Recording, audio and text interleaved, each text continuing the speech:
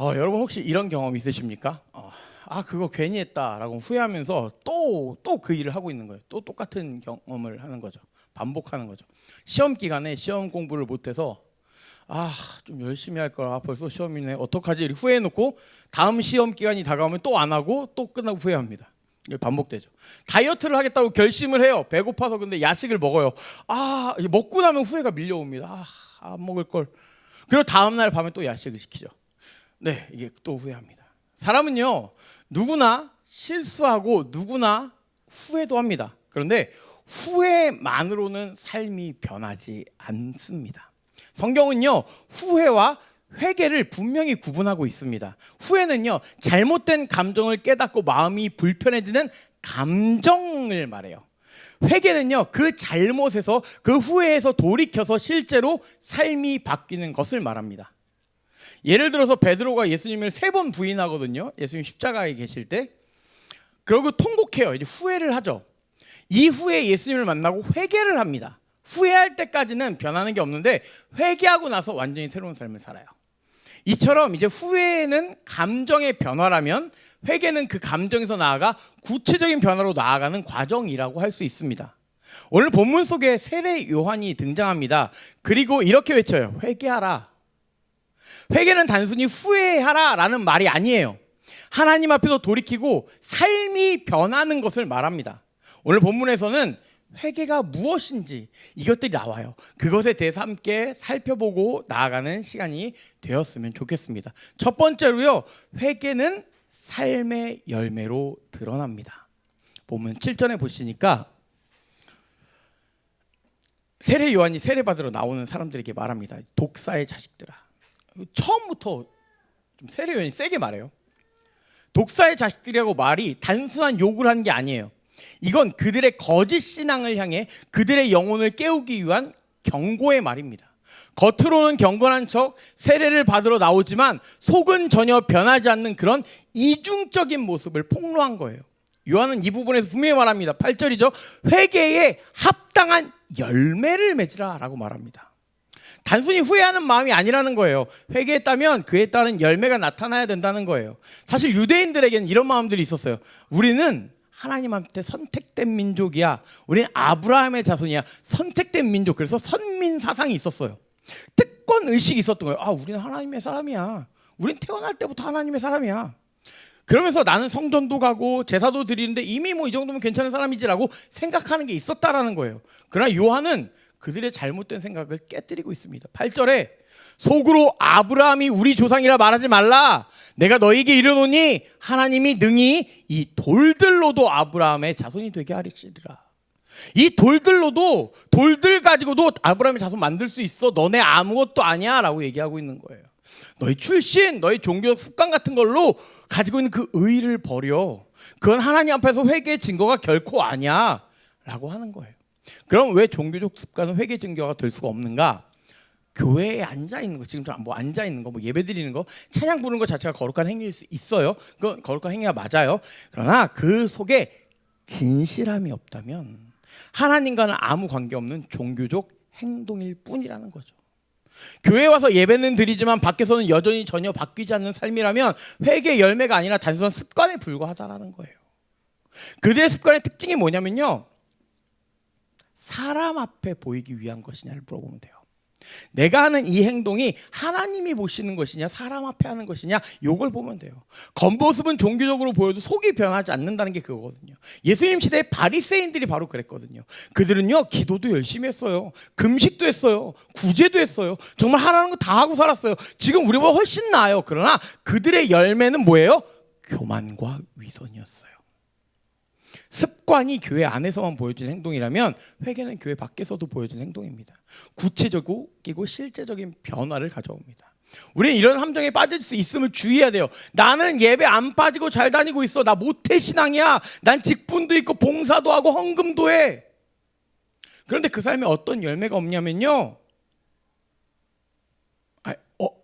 그 삶에 어떤 열매도 없다면 우리의 신앙은 그냥 단순히 종교 생활인 거예요. 신앙으로 갈 수 없다라는 거예요. 여기까지 말하면 그럼 어떤 열매가 맺혀져야 되지라는 생각이 들 수 있잖아요. 세례 요한은 구체적으로 회개 열매를 쭉 말합니다. 우리가 읽다 말았는데 옷 두 벌 있는 자는 옷 없는 자에게 나눠줘라. 먹을 것이 있는 자도 그렇게 해라. 좀 나눠줘라. 이렇게 말해요. 그게 11절이고 12절 13절 우리가 안 읽었는데 이 뒤에는 세리들에게 부과된 것들 외에는 거두지 말라.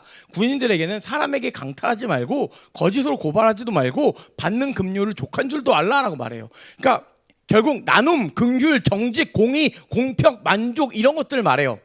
추상적으로 요한은 말하지 않습니다. 너가 있는 자리에서 지금 이것부터 조금씩 작은 것부터 달라져라 라고 말하고 있는 거예요. 그런데 오늘 말하는 회개의 열매가 그럼 결국 뭐예요? 사랑의 실천적인 모습을 말합니다. 사랑의 추상적인 그냥 막연한 감정이 아니라 구체적인 사랑, 나눔, 정직, 용서, 화해로 나타나는 실제적인 삶의 변화를 얘기하는 거예요. 정리하면요, 우리의 회개는 열매가 맺혀야 되는데 어떤 열매요? 실천적인 사랑이요. 그래서 예수님 계속 우리에게 사랑하라고 하신 거예요. 하나님을 사랑하고 이웃을 사랑하라고 하신 거예요. 우리가 회개하면 그 열매들이 맺혀진다라는 거예요. 억지로 꾸며내는 것이 아니라 예수님의 사랑을 경험한 우리에게 성령께서 마음을 새롭게 해주셔서 자연스럽게 조금씩 맺혀진다는 거예요. 참된 회개는 후회가 아닌 열매임을 기억하시고 사랑의 열매를 맺는 저와 여러분 되시길 주님의 이름으로 축복드립니다. 두 번째, 제가 이거를 샀거든요. 안 되네요. 되나? 네, 그냥 뒤에서 넘겨주세요. 다시 해볼게요. 다음에.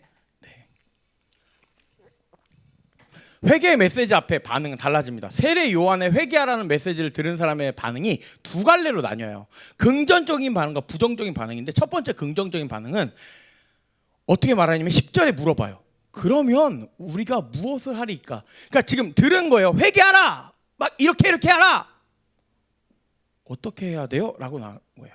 말씀을 듣고 찔리니까 죄책감에 머물러 있지 않습니다. 구체적인 삶의 변화로 이어지기 위해 질문을 하는 거예요. 그리고 요한은 그들에게 각각 처지에 맞게 그 질문을 구체적으로 말해줘요. 아까 제가 말한 거예요. 그리고 그들에게 열매를 맺으라고 하죠. 이게 이제 1번 대제에서 나눴던 부분이에요. 내 자리에서 내 상황에서 말씀에 따라 삶을 바꿔봐 라고 얘기하는 거예요. 근데 두 번째 부정적인 반응이 생겨요. 문제는 이들이에요. 모든 사람이 어떻게 살지 물어보지 않아요. 애초에 그런 반응이 없어요. 19절 20절에 보니까 헤롯과 헤로디아가 나오는데 이들이요 본문에 보니까 악한 일로 말미암아 요한에게 책망을 받아요. 그 책망을 받고 나서 어떻게 하냐면 요한을 옥에 가둡니다. 회개해 라고 얘기했더니 옥에 가둬버려요. 누가복음에 나오지 않지만 그들은 결국 요한을 죽입니다. 머리를 잘랐다라는 얘기가 나와요.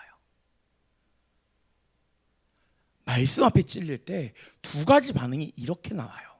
은혜로 받아서 회개로 이어지는 반응과 불편하다고 거부하면서 오히려 죄를 더 크게 짓는 반응이에요.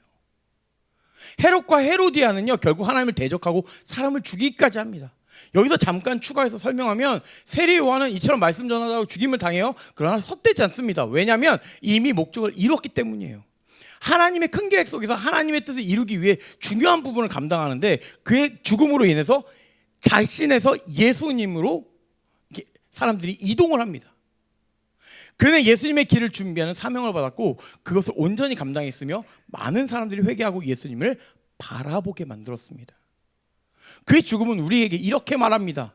하나님의 말씀은 누군가를 불편하게 하고 때론 고난을 몰고 오지만 말씀은 진리이기에 결코 변하지 않는다. 헤롯과 헤로디아는 역사의 저편으로 사라졌습니다. 예수님을 준비한 세례 요한은 지금도 기억되고 있습니다. 여러분 그 말씀은 결코 사라지지 않는다는 것을 잊지 마셨으면 좋겠어요. 여러분 저도 말씀 앞에 설 때마다 항상 찔립니다. 항상 변화를 결단해도 또 죄를 반복합니다. 그리고 또 넘어지고 또 일어섭니다. 계속 더러워집니다. 계속 연약합니다. 계속 넘어집니다. 죄인지 알면서도 짓습니다. 그러나 감사한 것은요, 이렇게 회개할 수 있다는 것 자체가 은혜라는 거예요. 우리는 넘어지고 회개해도 또 같은 죄를 짓는 부족한 사람들이지만 하나님께서는 끝까지 회개의 일을 열어놓으신다는 거예요. 우리가 회개할 수 있다는 게 은혜인 거예요. 회개할 수 없는 사람들도 있어요. 회개가 아니라 더 화내고 더 짜증내는 사람들이 있을 수 있다는 거예요. 하지만 하나님은 다시 돌아올 수 있도록 오래 참고 우리를 오늘도 기다리신다라는 거예요. 그래서 사실 진짜 문제는 내가 죄를 지었는가가 아니에요. 죄를 지었을 때 회개할 수 있느냐예요. 우리를 회개하지 못하게 만들고 분노하게 만들고 혹은 계속되는 회개에 좌절하게 만드는 사탄의 음성에 속지 마시기 바랍니다. 사탄은요 계속해서 말해요. 너 저번에도 그래놓고 이번에도 와, 너 진짜 양심에 털났다. 하지만요 걱정하지 마세요. 하나님은 계속해서 우리가 넘어질 줄도 알고 계세요. 알고 계시니 편하게는 아니지만 찔림은 있어야겠지만 회개의 자리로 진심으로 나아오시는 여러분 됐으면 좋겠습니다. 세 번째로 회개는요 하나님께 돌아가는 길입니다. 어릴 때 이게 싸움을 하면 지금 애들 난리 싸우는 것 같죠. 그러니까 아이들 싸우면요 이제 우리 어릴 때 특히 이게 잘못했어 어떻게 배워요? 일단 너 잘못했어 안 했어 이거 물어보죠. 말해. 잘못했어요. 뭐 잘못했어? 이거 잘못했어요. 그리고 싸우면 어떻게 해요? 화해해. 미안하다고 해. 미안해. 괜찮아. 이러면서 화해하잖아요. 이렇게 근데 진짜 미안해요? 안 미안할 때도 있어. 미안해. 이럴 때도 있어요. 하지만 그걸 행동을 함으로써 변화돼요. 그래서 우리가요 회개도 비슷하게 생각하는 경향이 있어요. 잘못했다는 표현이 중요하다고 생각해요. 하나님 죄송해요 하고 입 밖으로 내뱉는 게 중요하다고 생각해요. 물론 이것도 시작일 수 있어요. 회개의 본질은요 근데 단순히 잘못했습니다가 아닙니다. 방향을 바꾸는 걸 말해요. 회개는요 하나님 내가 이거 잘못했고 이거 잘못했고 이거 잘못했어요. 가끔 저는 그런 회개도 해요. 하나님 제가 어제 살 뺀다고 그렇게 하나님 앞에 내가 최대한 노력하겠다고 해놓고 내가 오늘 밤에 또 먹었네요. 아이스크림 너무 맛있어요 주님. 되게 기분이 그런 게 분명히 제로라고 써 있어서 아이스크림 먹고 뒤에 돌려봤더니 설탕만 제로 나머지는 다 있는 칼로리는 많은 난 한 통을 다 먹었는데 어떡하지? 네 회개는요 나 이거 다 먹었는데 와 이제 다시는 먹지 말아야겠다. 하나님 나 잘못했어요. 다시는 안 먹을게요. 이게 아니라 방향을 바꾸는 거예요. 그러니까 잘못했다는 말은 내가 한 행동에 대한 반성이에요. 근데 회개는요 반성하고 회개를 그러니까 잘못을 인정하는 표현의 문제가 아니라 삶의 본질적인 방향의 변화를 요구하는 거예요. 이게 뭐냐면 이게 첫 번째 회개는 삶의 방향을 바꾸는 거. 더 깊이 알아보면요 회개는 내 삶의 전반적인 방향을 하나님께 돌이키는 거예요. 내가 살아온 방식, 내 마음의 기준 이런 것들 있죠. 내가 선택했던 길이라면 이제 하나님이 원하시는 길로 가는 거예요. 단순히 내가 특정 행동을 잘못했다는 말을 넘어서는 거예요. 예를 들어서 내가 이전에 나를 위해 했던 행동들 있죠. 하나님을 의식하지 않았던 말들 있죠. 내 마음대로 했던 모든 것들 있죠. 이제는 내 삶이 하나님의 뜻에 따라 살겠습니다. 하나님의 뜻을 두겠습니다 라고 생각하는 거예요. 결단하는 거예요. 그게 회개예요. 하나님 내가 잘못했어요. 끝. 여기까지는 그냥 얘가 잘못한 걸 알고 있구나, 인정했구나예요. 회개는 여기서 이제 하나님 내가 이게 아니라 하나님께로 돌릴게요 라고 하는 거예요. 결국 어떻게 돼요? 하나님과의 관계가 회복돼요. 하나님이 여기 있어요. 근데 내가 여기서 하나님을 바라보지 않고 했던 막 잘못들이 있어요. 이 잘못들을 짚고 살아가면 이 잘못들이 문제가 아니라 방향이 문제잖아요. 제가 설교를 이렇게 한다고 생각해 보세요. 여러분 하나님 앞에 온전히 나아가십시오라고 여러분을 보지 않고 얘기하고 있다고 생각해 보세요. 이게 들려요? 들리겠구나. 들리긴 하는데 여러분과의 관계는 어때요? 저 사람이 날 싫어하나? 이렇게 될 수 있어요. 내가 이 사람하고 대화를 하는데 눈을 바라보지 못하고 옆을 보고 대화를 하고 있다고 생각해 보세요. 그 관계가 어떻게 돼요? 이상해요. 왜 저 사람 날 안 보지? 딴 사람도 안 보나? 이렇게 볼 수 있어요. 하나님과 내가 같이 마주보고 있어야 되는데 내가 여길 보고 있는 거예요. 내가 여길 보고 있는 거예요. 이제 회개는요 이 방향을 바꾸는 거지 내가 여기서 어떤 말을 했느냐가 중요한 게 아니에요. 내가 중요한 건 이 방향이라는 거예요. 그래서 그 방향을 바꾸면 뭐가 돼요? 눈이 마주치죠. 이제 관계가 회복되는 거예요. 그게 회개의 본질입니다. 회개로 인해 하나님과 막힌 다음에 허물어지는 거예요. 두 번째로 회개는 예수님께로 돌아가는 길인데 16절에 요한이 말해요. 나는 너에게 물로 세례를 베풀거니와 나보다 능력이 많은 신이가 오나니 그는 성령과 불로 너에게 세례를 베푸실 거다. 그러니까 나는 지금 물로 세례를 하고 있는데 하지만 참된 변화는 예수님을 통해 만나게 될 거야. 너네 이제 성령과 불로 완전히 변화될 거야. 그 세례를 주실 분 예수님을 통해 참된 변화가 있어라고 지금 예수님을 이제 기대하게 하는 거예요. 요한이 베푼 세례와 회개의 외침은요, 돌아서야 되는 방향을 알려주는 표지판이에요. 그 방향이 어디예요? 예수님이에요. 예수님에게 그 방향이 있다라는 거예요. 요한은 나에게 오라라고 얘기하지 않아요. 예수님께로 가라라고 그러죠. 우리가 회개하는 것도 단순히 내 의지로 새 사람이 되는 게 아니라 성령께서 우리 안에 임하셔서 우리를 새롭게 만드시는 거예요. 그래서 세 번째, 회개는 끊임없이 반복되는 은혜라고 할 수 있어요. 회개에서 여러분 가장 어려운 게 뭐예요? 회개에서 오늘따라 목이 쉬네요. 회개에서 가장 어려운 것이 무엇입니까? 저는 회개했을 때 제일 어려운 게 회개했는데 또 그 죄 졌을 때예요. 그것도 가까운 시일 내에. 어제 하나님 정말 용서할게요. 하나님 나 진짜 용서하고 살게요 하고 돌아섰는데 또 누가 하면 주님 어떻게 용서하셨나요가 나오죠. 아니 뭐 예를 들게요. 저는 거의 그렇게 하지 않는데 욕을 했다고 칩시다. 뭐 나쁜 놈아 이렇게 했다고 칩시다. 왜요? 뭐 나와야 돼요? 저 비슷하게만 따라해도 되게 욕 같아서 하면 안 돼요. 나쁜 놈아 이렇게 했어요. 그래서 하나님 내가 진짜 나쁜 놈이라고 욕하고 하나님 앞에 너무 죄송합니다. 네, 사람들에게 그렇게 하지 않겠습니다. 다음날 나쁜 놈아 할 수 있잖아요. 특히 언제 그래요? 운전하시는 분들은 알 수 있는데 운전대만 잡으면 사람이 바뀔 때가 있어요. 나쁜 놈아! 야! 왜 저런 식으로 운전을 해? 이게 나올 수 있어요. 하나님 참아야 되는데 또 그래요. 수십 번씩 반복해요. 아니 가는 길에 5번 회개하고 갈 때도 있어요. 그래서 제가 아는 어떤 목사님은 그러셨대요. 교회 차를 운전을 많이 해야 되니까 욕이 나올까봐 자기가 욕을 붙인 거예요. 1번은 개, 2번은 3번은 소 이렇게 해갖고 1번, 2번, 3번 이래요. 그러니까 뭔가 방법적인 것들 해놓은 거죠. 근데 마음으로는 아닌 거죠. 그렇게 하라는 얘기 아니에요. 회개했는데 또 죄를 지었을 때 그리고 그걸 알고 또 회개하고 있을 때 얼마나 힘든 줄 아세요? 우리는 이처럼 넘어지고 또 넘어지고 또 넘어지고 또 넘어집니다. 한 2번 넘어지는 것도 아니에요. 또 넘어집니다. 그러나 은혜가 뭐냐면 소망이 뭐냐면 그럼에도 하나님께로 다시 돌아갈 수 있다는 거예요. 히브리서 8장 12절에 우리가 꼭 알아야 되는 말씀이 있습니다. 내가 그들의 불의를 긍휼히 여기고 그들의 죄를 다시 기억하지 아니하리라. 저는 이 말씀을 너무 좋아해요. 하나님이 우리의 죄를 용서하시는데요. 이게 그냥 용서하는 게 아니에요.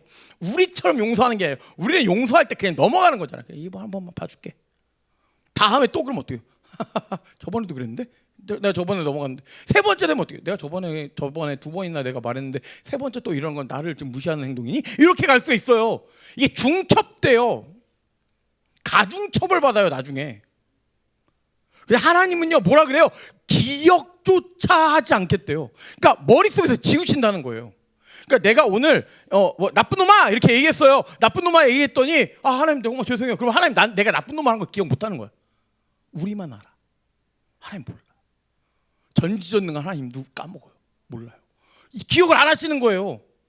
그러니까 우리에게 맞게 그냥 그렇게 설명을 해주겠죠. 근데 진짜 기억을 안 하신다는 거예요. 기억을 안 하셔서 다음에 또 내가 나쁜 놈아 이렇게 얘기했는데 하나님이 아이고 처음으로 했네 이렇게 되시는 거예요. 우리는 자주 넘어져요. 하나님의 뜻을 잊어버릴 때도 많아요. 근데 그걸 너무나 잘 아세요. 그래서 우리에게 이렇게까지 말씀하신 거예요. 내가 기억조차 하지 않을게. 걱정하지 마. 그래도 나와. 괜찮아. 그때 또 잘못해. 괜찮아. 아직도 하나님 내가 이 죄 짓고 있는데 일단 나와. 괜찮아. 이 모습 이대로 나 너 사랑해. 하나님은요 우리가 회개하지 않는 그 모습까지도 사랑하세요. 사랑하시는데 고쳐서 쓰시겠죠. 근데 그건 하나님이 하실 일이에요. 내가 할 건 나아가는 거예요. 근데 우리가 회개하지 못하고 죄 가운데 있다고 하나님 앞에 나아오지 못할 때가 있다니까요. 회개는 언제든지 돌아갈 수 있는 길입니다, 여러분. 하나님은 언제나 회개하는 우리를 받아주시고 우리가 진심으로 돌아오길 기다리십니다. 그래서 회개는 끝이 없습니다. 계속 되어야 합니다. 매일매일 하나님께로 돌아가겠다는 의지적 표현입니다. 여러분, 요한의 사역은 어디까지나 예수님을 가리키는 것이었습니다. 참된 회개는 죄책감에서 머무는 게 아니라 예수님께로 나아가 성령 안에서 새로운 삶을 사는 것입니다. 회개의 끝은 예수님과의 만남입니다. 여러분, 우리가 기억해야 될 게 이거예요. 내가 회개하려고 자꾸 하니까 안 돼요. 나는요 노력하면 돼요. 그래, 나아가려고 노력하면 돼요. 나머지 하나님이 해주세요. 안 돼도 괜찮아요. 제가 앞에 막 말했는데 그렇게 삶의 변화가 막 다이나믹하게 일어나지 않아도 돼요. 엄청나게 큰 변화 거의 없어요. 그런데 누가 해주시겠냐면 하나님이 성령님을 통해 해주신대요. 나는 그럴 마음을 먹으려고 노력만 하면 돼요. 그리고 뭔지 알고 있으면 돼요. 여러분, 오늘 우리는 회개에 대한 말씀 보았습니다. 우리가 회개를 이야기할 때 중요한 점은 그냥 고백하면 끝이라는 생각을 가지면 안 된다는 거예요. 제가 그걸 말씀드리고 싶었던 거예요. 단순한 말이나 감정의 변화 정도가 아닙니다. 후회의 마음과 회개의 마음은 다른 마음입니다. 후회는 잘못을 깨닫고 잠시 불편해지는 정도예요. 그러나 회개는 단순한 마음의 변화가 아니라 삶의 본질적인 변화까지 이어지는 것을 말합니다. 모습만이 아니라 진정한 마음으로 하나님께 돌아가려는 의지적 표현이라는 거예요. 하지만 중요한 것은요, 우리가 회개한다고 해서 그것이 우리 스스로의 힘으로 이루어진 게 아니라는 거예요. 그것조차 하나님이 하셨어요. 그리고 회개는요, 내가 입으로 고백하면 끝나는 것 같죠? 그래서 쉬운 것 같죠? 그런데 예수님이 십자가에서 우리를 위해 죽으셨기 때문에 가능한 거예요. 그래서 우리가 입으로만 고백하면 되는 거예요. 우리의 죄를 대신해서 이미 죽으셨기 때문에. 회개는요 값싸지 않아요. 엄청 비싸요. 우리가 아까 성찬식 때 했잖아요. 예수님의 피, 살, 죽으심, 그것으로 인해 우리는 회개할 수 있게 된 거예요. 그게 은혜예요. 그래서 회개가 은혜예요. 회개가 감사해요. 내가 회개할 수 있게 하나님께로 다시 돌아갈 수 있게 된다는 것 자체가 은혜라는 거예요. 그 은혜를 여러분 우리 기억합시다. 기억하면서 예수님을 따라 살겠다고 다짐합시다. 바로 이게 회개입니다. 감정적인 변화나 의무감이 아니라 그 은혜를 기억하며 삶의 변화를 가져오려고 주위에서 조금씩 나눠주고 사랑의 표현을 하는 거예요. 하나님 언제나 우리를 기다리고 계십니다. 매일매일 넘어져도 매일매일 다시 일어나길 기다리고 계십니다. 그 마음으로 우리 함께 기도했으면 좋겠습니다. 첫 번째, 진정한 회개로 변화되는 삶을 살게 해달라고. 두 번째, 예수님의 은혜로 삶을 변화시켜달라고. 세 번째, 하나님께 순종하는 삶을 살 수 있게 해달라고. 우리 이 시간 이것들 놓고 기도하며 나아가죠.